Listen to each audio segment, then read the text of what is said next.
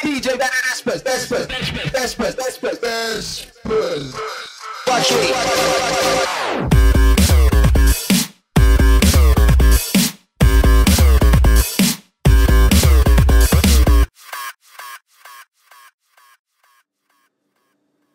This tutorial is going to be about showing you some of the really creative sound mangling capabilities of Ableton's Simpler with sound design. And I was thinking the other day, I bet you could use a starting point sample and make it sound like almost anything. Now, in order to test this theory, we're going to get a little bit ridiculous. So the other day I was over at my sister's place and she's got this SPCA rescue dog that loves to make pretty interesting growling dog noises. And so we recorded a little video of the dog.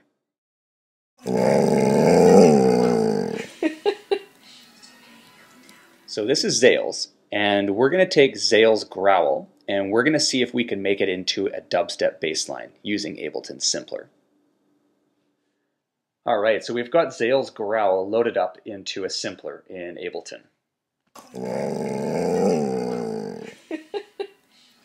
So the first thing we're going to do is we're going to trim the sample start and end points so that we're just getting the growl and we're eliminating everything else. Next I'm going to loop the sample.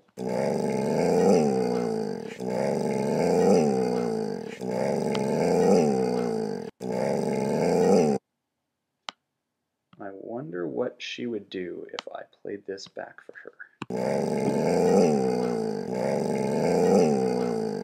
Alright, now we're going to turn our filter on and we're going to kick down to a bandpass 12 filter.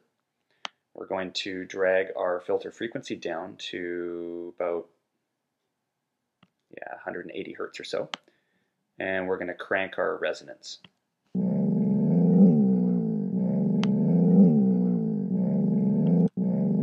Now that's not doing too much yet, so what we're going to do next is activate our LFO, and we're going to tempo sync the LFO, and we're going to set it on 1/12.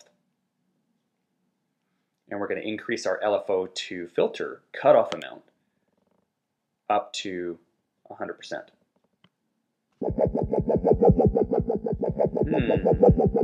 Starting to sound a little bit dubsteppy.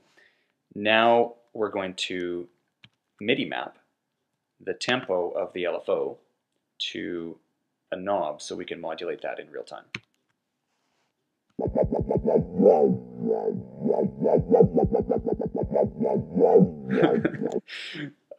Wow.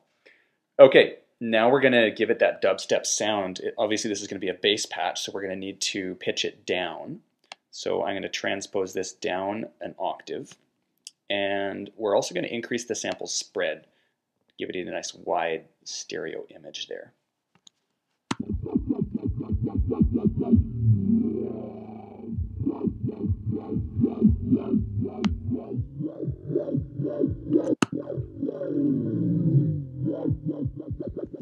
Next I'm going to edit the speed of the LFO so that the maximum speed is 1/24 and the minimum speed is about 5/16 or maybe a quarter note here.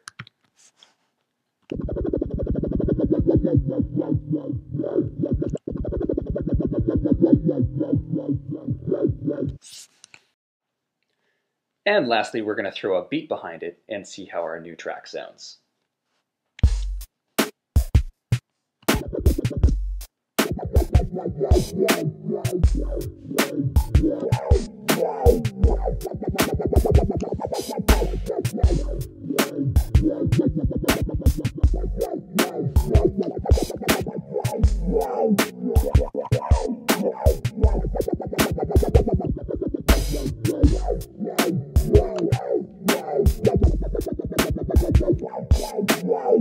Thanks, Zales.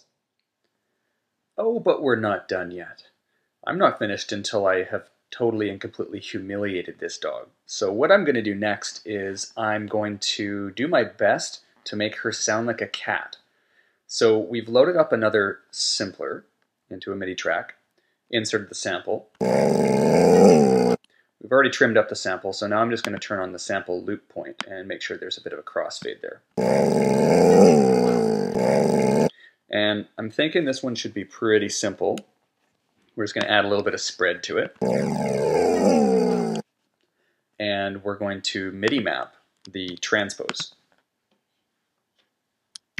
I'm thinking dog to cat. I'm thinking probably like, yeah, a couple of octaves maybe. And we're just going to modulate that while it's playing. Ooh, that sounds pretty good. Maybe not cat, maybe more, that's like rabid squirrel right there. Maybe gremlin on crystal meth, I don't know. I think it could pass for a cat. Let's maybe just trim out our start point. Ooh.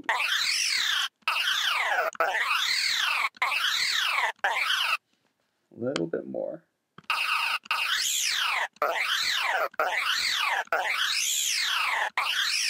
Yeah, that's cat-like for me. So, we made a dubstep track with the dog. I'm thinking we will make trance cat. So I've got a couple loops loaded in here. Let's see how trance cat sounds with a little bit of percussion backing.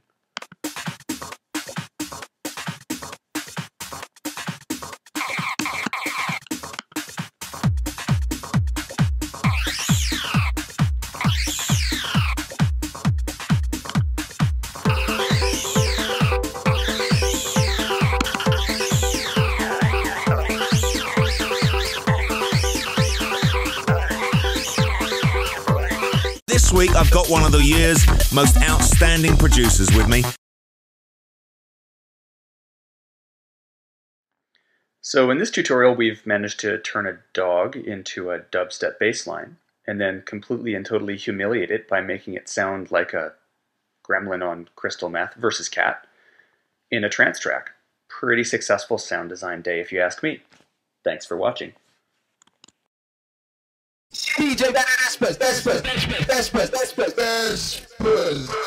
Watch me.